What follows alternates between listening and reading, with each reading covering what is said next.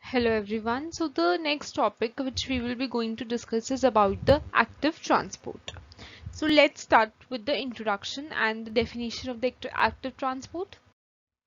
So what is active transport? Active transport is basically defined as a process that involves the movement of molecules from a region of a lower concentration to a region of a higher concentration against a gradient or an obstacle with the use of external energy.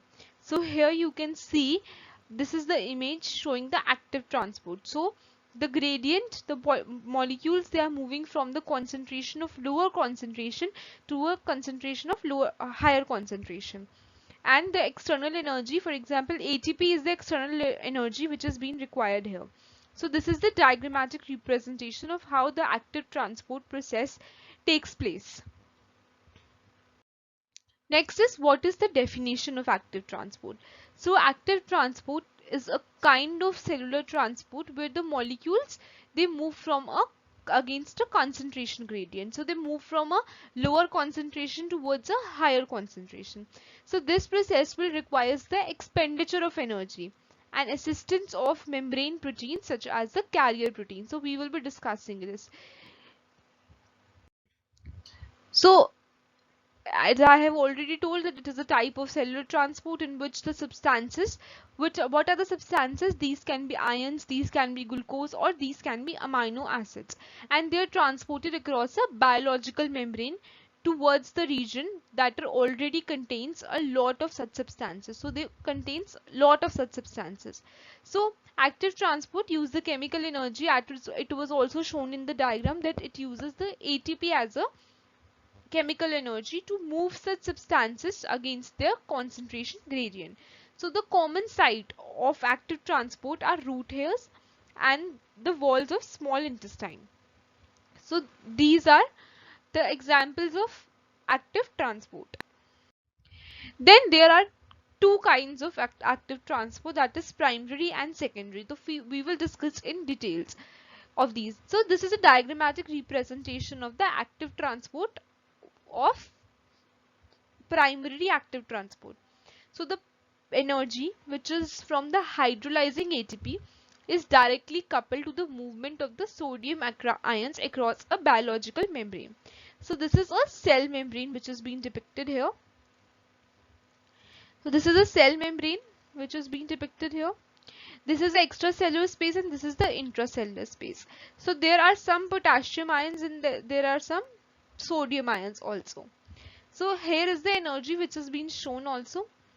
So the active transport of the primary transport is what? When the energy from the hydrolyzing ATP is coupled to the movement of sodium ion. So they are coupling to the movement of sodium ion across a biological membrane. So this is what the diagram of primary active transport has been shown. We will discuss all this diagram in the next slide. So what is primary active transport? It is the one that uses the chemical energy in the form of ATP. So we will discuss the secondary in the next slide itself. First we will discuss the primary in this. So primary transport, there is a direct coupling of energy such as ATP. The substances, they move in primary active transport such as Na plus, that is sodium plus, Ka plus, that is potassium plus, Mg2 plus, that is magnesium, and Ca2 plus, that is calcium. So an example of the active transport. So what is the example of this primary active transport? It is involving the sodium potassium pump.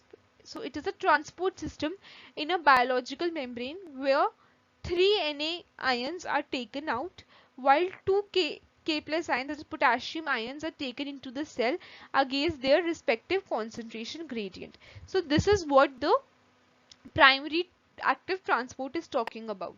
So next we will discuss the secondary active transport. So what is happening is, in this diagram it has been showing the secondary active transport, that there are three kinds basically: unipolar, synpolar and antipolar. So what are these? So first of all we will discuss what is secondary active transport.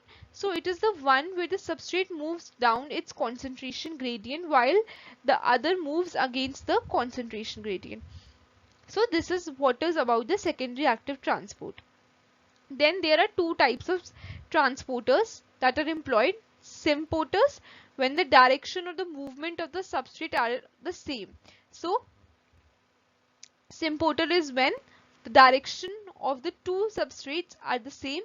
And antiporter, so in this they are showing the arrow in the below direction, that means both these are in the same direction, and in the antiporter that is in the opposite direction. So the two substrates are in the opposite direction. Uniport is only in the one direction. So there is a one arrow which has been showing that only one substrate has been moving in the one direction. But here two substrates are in the opposite direction, that is antiporter.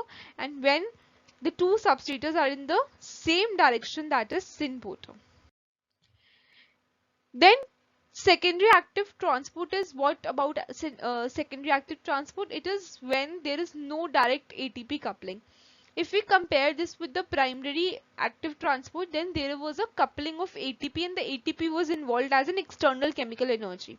But in this, there is no direct ATP coupling. Rather, the transport is powered by the energy from the electrochemical potential differences as the ions are pumped into and out of the cell. So this is what is secondary active transport. So in secondary active transport, one ion is allowed to move down to the electrochemical gradient. So as in the previous slide, it was shown that in the diagram also that there was uniporter, symporter and antiporter. So the ions were moved down in the electrochemical gradient, which increase the entropy. Entropy means the entropy is the form of energy only, so that can be used as a source of energy. For example, Na plus ions moving down by the electrochemical gradient across the plasma membrane powers up the transport of a second ion against its gradient, that is H plus ions. So secondary transport, active transport is also called the coupled transport or the co-transport. So this is all about the secondary active transport. Then what is the biological importance of the active transport? So active transport is very essential in the multifarious biological processes. It is employed in many biochemical pathways. For example, there is a proton gradient generation in chloroplast, and there is a chemosynthesis in the mitochondria. So it is all about the biological importance, that where these active transports are being used. For example, they are also used in plants as a ABC transporter. This is the PHABCG1. This is responsible for the active transport of volatile organic compounds across the plasma membrane. So in plants, the active transport is used as a volatile organic compound across the plasma membrane. So this is vital for the plants, since volatile organic compounds entice pollinators and seed dispersal organisms. So plants also use ABC transporters, particularly NT-PDR1, to actively transport the antimicrobial metabolites. So they are used in the ABC transporters. So mainly it is used in the plants. So plants also employ the active transport when they absorb the nutrients, for example chlorine and nitrates, from the soil into the vacuoles.